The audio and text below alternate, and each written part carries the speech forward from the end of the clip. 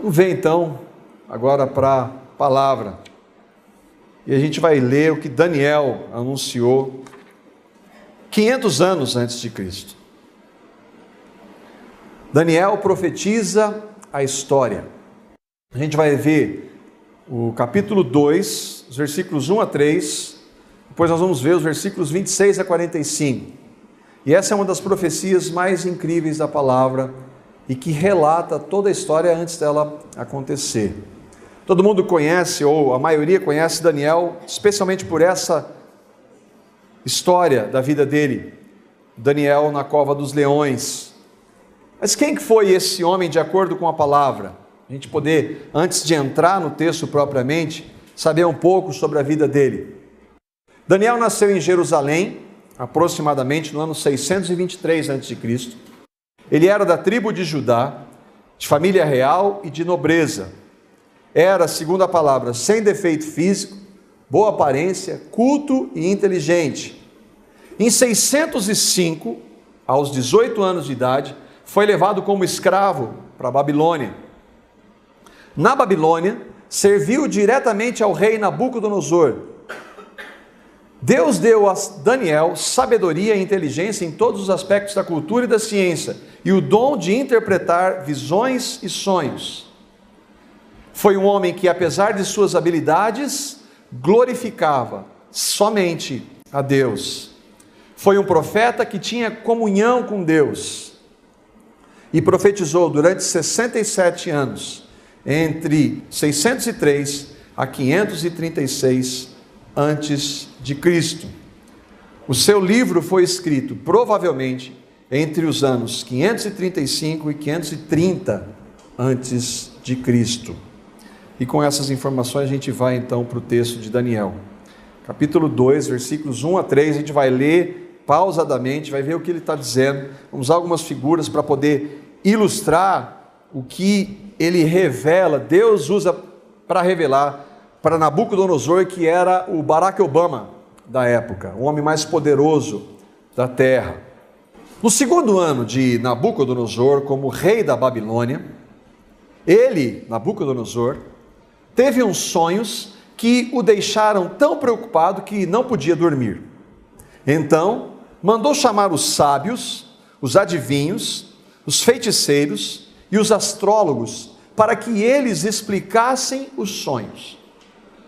Quando chegaram e se apresentaram diante do rei, ele lhes disse: tive um sonho que me deixou muito preocupado e não vou ficar sossegado enquanto não souber o que ele quer dizer. Bom, vamos ver dois pontos importantes aí, antes da gente entrar no que aconteceu nessa história. Primeiro, é do Império Babilônico. Aqui, um historiador, e que fala da Babilônia, fonte extra-bíblica, para comprovar o que a palavra de Deus diz. A cidade fica em uma planície ampla e é um quadrado exato de 480 estádios, falando da Babilônia, da cidade. Enquanto tal é o seu tamanho e grandeza, não há outra cidade que ela se aproxime. Escreveu isso no século V a.C. Aqui uma imagem de um detalhe que foi encontrado na porta de Ishtar. Falando de Nabucodonosor, que foi o autor dos Jardins Suspensos na Babilônia, uma das 7 maravilhas do mundo antigo. E aqui um cilindro que fala, e a história registra Nabucodonosor como um rei brutal, poderoso e ambicioso, que governou a Babilônia entre os anos 605 e 562. Por que isso? Para mostrar que a palavra de Deus não é um monte de história. E que, é interessante, Daniel, um homem de Deus, esteve ao lado um dos maiores imperadores da história. Russell Champlin, comentando sobre o Nabucodonosor, sobre quem ele era, se tornou o governante universal do mundo, conhecido em sua época, através de muitas e brutais conquistas que não deixavam seus adversários em pé. O Império Babilônico está na história, que durou entre os anos 605 até 562 a.C. O seu nome é mencionado, o nome de Nabucodonosor é mencionado 90 vezes na Bíblia. E ele é lembrado por transformar Judá em uma província do império, o envio dos judeus para o cativeiro babilônico e a destruição de Jerusalém e do templo. Bom, entra aí Daniel. A gente vai ver os versículos 4 a 25, nós vamos saltar. E aqui é uma imagem do que Daniel e o Nabucodonosor viu. Ele chamou os adivinhos, os sábios, e queria saber deles o que ele tinha sonhado. Ele não está perguntando, eu vou dizer os sonhos e vocês vão interpretar. Eu quero que vocês digam o que eu sonhei. E além de dizerem o que eu sonhei, vocês vão ter que interpretar. Se vocês não fizerem isso, vai morrer todo mundo. Bom, como ali era tudo picareta, como tem bastante hoje, ninguém soube entender, revelar o sonho. Ele diz assim, eles dizem para o Nabucodonosor, só os deuses podem revelar o que você quer. Ninguém, não existe homem na terra que possa responder. Está pedindo para nós mostrarmos, dizermos o que você sonhou e o significado. Diz para nós pelo menos o que você sonhou. E ele diz assim, vocês estão querendo me enganar. Se vocês não disserem o que eu sonhei, vai morrer todo mundo. A história vai chegar então em Daniel. E aí nos versículos 26 a 28, Nabucodonosor chama Daniel para interpretar, e nós vamos ler o texto. O rei perguntou a Daniel, também chamado de Beltesazar, você é capaz de contar-me o que eu vi no meu sonho e interpretá-lo? E aqui a gente vê aquilo que uma das características de Daniel, toda glória é dada somente a Deus. Daniel respondeu, nenhum sábio, encantador, mago ou adivinho é capaz de revelar ao rei o mistério sobre o qual ele perguntou. Ele está simplesmente relatando aquilo que já sabia. Mas existe um Deus nos céus que revela os mistérios. Ele mostrou ao rei Nabucodonosor, e por isso que a gente está lendo esse texto, o que acontecerá nos últimos dias. O sonho e as visões que passaram por tua mente quando estava deitado foram os seguintes. E aqui a gente está vendo nos últimos dias, essa expressão nós vamos ver várias vezes. Jesus vai falar dela, os apóstolos vão falar desse período dos últimos dias. Nos versículos 29 a 33, Daniel vai então dizer para Nabucodonosor o que aconteceu, o sonho que ele teve.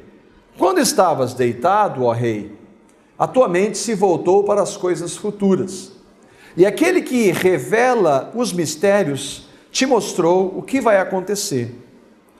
Quanto a mim, este mistério não me foi revelado porque eu tenha mais sabedoria do que os outros homens, mas para que tu, ó rei, saibas a interpretação e entendas o que passou pela tua mente. Tu olhaste, ó rei, aqui ele começa a mostrar o sonho, e diante de ti estava uma grande estátua, uma estátua enorme, impressionante, e a sua aparência era terrível. A cabeça da estátua era feita de ouro puro, o peito e os braços eram de prata, o ventre e os quadris eram de bronze, as pernas eram de ferro e os pés eram em parte de ferro e em parte de barro. Nabucodonosor tem um sonho, dado por Deus. Foi Deus quem deu aquele sonho a Nabucodonosor. Ele não sabe o que significa, mas a visão está relacionada aos últimos dias. A estátua está em pé e é dividida em 5 partes: ouro, prata, o peito e os braços, a barriga e os quadris eram de bronze, as pernas eram de ferro, a gente vê um declínio aqui, e os pés eram de ferro e de barro. Enquanto estavas observando, Daniel vai continuar porque a revelação não acaba ali. Uma pedra soltou-se sem auxílio de mãos, atingiu a estátua nos pés de ferro e de barro e os esmigalhou. Então o ferro, o barro, o bronze, a prata e o ouro foram despedaçados. Viraram pó, como o pó da debulha do trigo na eira durante o verão. O vento os levou sem deixar vestígio, mas a pedra que atingiu a estátua tornou-se uma montanha e encheu toda a terra. O que ele viu? Ele viu uma pedra que o texto diz que foi solta sem o auxílio de mãos e que atingiu os pés da estátua. Quando atingiu os pés da estátua, ela destruiu a estátua toda. E essa estátua foi então destruída e foi formada a pedra que atingiu a estátua, tornou-se uma grande montanha e encheu toda a terra. Bom, este é o sonho. E até aqui, se nós não tivéssemos os textos, os versos seguintes, nós estaremos boiando, não saberíamos o que isso significa. Mas Deus falou para Daniel o que era o sonho e trouxe a interpretação do que aquele sonho significava. E aqui que entra a história. Versículos 26 ou 36 a 40. Foi este o sonho, e nós o interpretaremos para o rei. Tu, ó rei, porque nós? Daniel foi, quando ele foi confrontado, ele foi diante de Deus, e com Sadraque, Mesaque e Abednego, eles foram orar e pedir a Deus para falar com eles. Senhor, se o Senhor não trouxer isso, nós vamos todos morrer. Então por isso que ele está dizendo nós, mas é ele que está diante de Nabucodonosor. E aí ele diz assim, aqui a interpretação: tu, ó rei, é rei de reis. O Deus do céu tem dado domínio, tem te dado domínio, poder, força e glória. Quem é Nabucodonosor? Rei da Babilônia. Quem é a Babilônia? Que domina Israel e que levou todos para serem escravos, cativos. Quem colocou Nabucodonosor lá? Deus.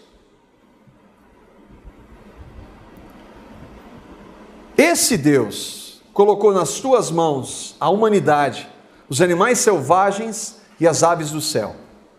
Onde quer que vivam, ele fez de ti o governante de todos. O Império Babilônico, a história secular mostra, foi um dos grandes impérios sobre a terra. Aí ele diz, ele dá uma descrição de Nabucodonosor e vai dizer: Nabucodonosor, tu és a cabeça de ouro. Aí ele continua: depois de ti surgirá outro reino, inferior ao seu. Daí, porque os materiais vão diminuindo a sua qualidade. Em seguida, depois desse reino, ele é o cabeça de ouro, depois vem a prata, e depois vem o bronze. Em seguida, surgirá um terceiro reino, reino de bronze, que governará também sobre toda a terra. Finalmente, haverá um quarto reino, forte como o ferro, pois o ferro quebra e destrói tudo, e assim como o ferro a tudo despedaça, também ele destruirá e quebrará todos os outros. Babilônia é a cabeça de ouro. Depois, isso está nos livros de história secular. A Bíblia diz isso, o próprio Daniel percebe a mudança de impérios durante os 67 anos que ele profetiza. Depois da Babilônia, veio o império chamado Medo-Persa. Depois da Média e da Persa, veio o Império Grego. Depois do Império Grego, veio o Império Romano, na época quando Jesus nasce. E aí então, ele vai descrever esses impérios, e nós vamos ver na história, porque ele está narrando a história antes dela acontecer, com exceção da Babilônia.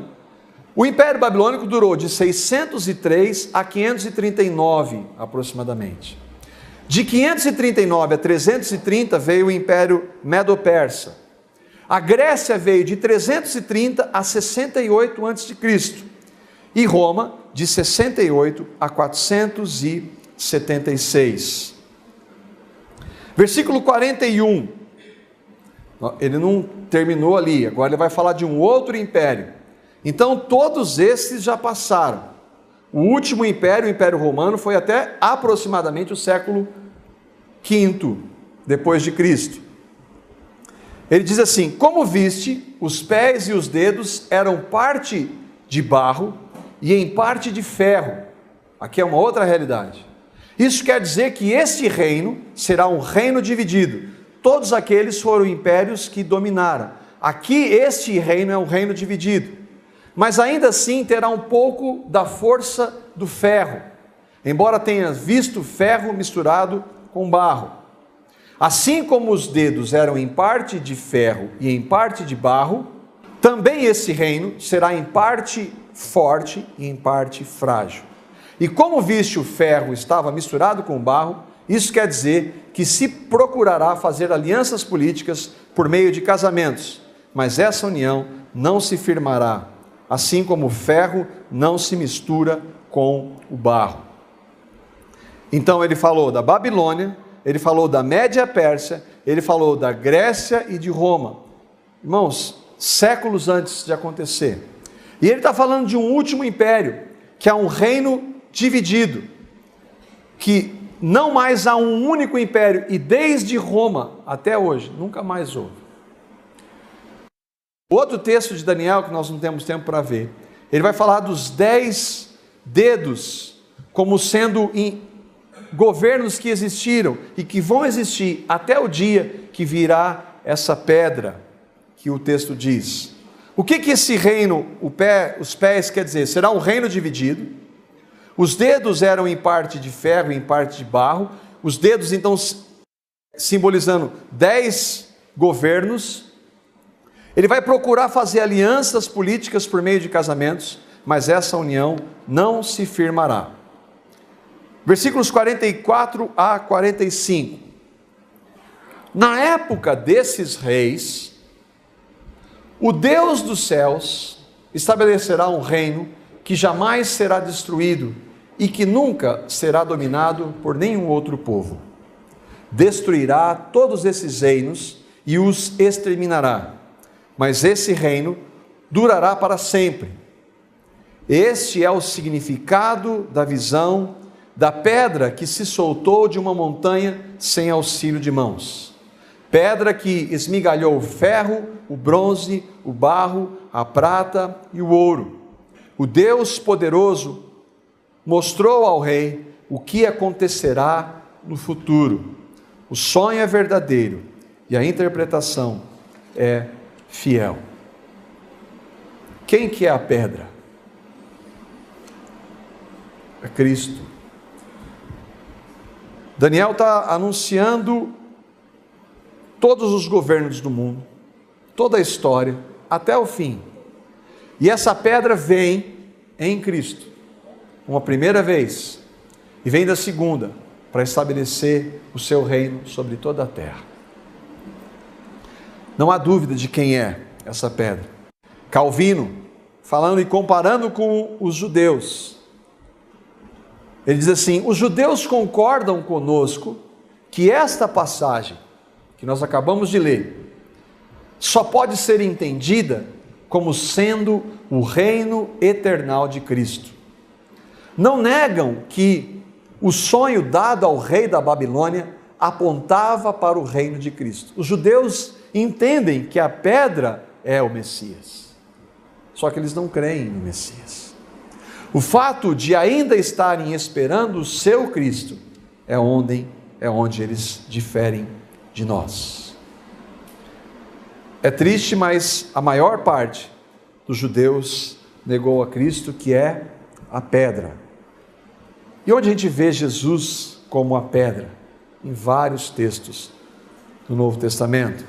Mateus 16, 18. Jesus está falando para Pedro Também eu, Jesus, te digo que tu és Pedro, e sobre esta pedra, Cristo, edificarei a minha igreja, e as portas do inferno não prevalecerão com ela. A Igreja Católica Romana diz que Jesus está falando para Pedro, e que sobre Pedro ele edificaria a sua igreja. Não. Jesus, por que Jesus está falando sobre essa pedra? Porque pouco antes Pedro disse o quê? Tu és o Cristo, o Filho do Deus vivo. Pedro, sobre isto que você disse, que sou eu vou edificar a minha igreja. Não sobre você, Pedro, porque Pedro, daqui a pouco, o que vai acontecer? Jesus fala assim: arreda-te, Satanás, porque você não cogita das coisas de Deus, mas dos homens. Pedro, ao mesmo tempo que ele tem uma revelação do Espírito falando que Jesus é a pedra, é o Messias, o Cristo, o Filho do Deus vivo, ele fala logo em seguida: Senhor, não deixa isso acontecer, porque Jesus disse que iria para a cruz. Então a pedra não é um homem pecador como eu e como vocês. A pedra é Cristo. Marcos 12:10. Ainda não lestes essa escritura? A pedra que os construtores rejeitaram, essa veio a ser a principal pedra angular. Quais os construtores? Os judeus. Rejeitaram quem? A Cristo, a pedra. Nós acabamos de ver Calvino dizendo. Atos 4:11. Este Jesus é a pedra rejeitada por vós, os construtores, a qual se tornou pedra angular. 1 Pedro 2:4. Chegando-vos para ele, falando para nós os cristãos, a pedra que vive, rejeitada sim pelos homens, mas para com Deus, eleita e preciosa. A pedra que atingiu a estátua, tornou-se uma montanha e encheu toda a terra. A sua primeira vinda, Cristo anunciou o seu reino. Nós vamos ver isso amanhã, desde a primeira vinda de Cristo até a segunda, nós estamos vivendo o período que a Bíblia diz, são os últimos dias. A igreja começou ali com Cristo, aquele grupo pequeno de cristãos foi se espalhando e atingiu toda a terra, e hoje nós somos frutos disso. O reino de Cristo começou a sua primeira vinda, seu reino inclui a sua igreja, os cristãos de todas as épocas em toda a terra. Ele ainda não destruiu todos os reinos, o reinado do homem, ainda. Como nós vimos séculos antes, Daniel já anunciava a pedra que viria, Jesus Cristo. Amanhã nós vamos ver o que Jesus, se o Senhor permitir, o que Jesus, a pedra que veio, tem a dizer sobre esses últimos dias. Nós vamos poder abrir a palavra e entender o que ele quis dizer com o princípio das dores, que é o tempo que nós estamos vivendo. Amém?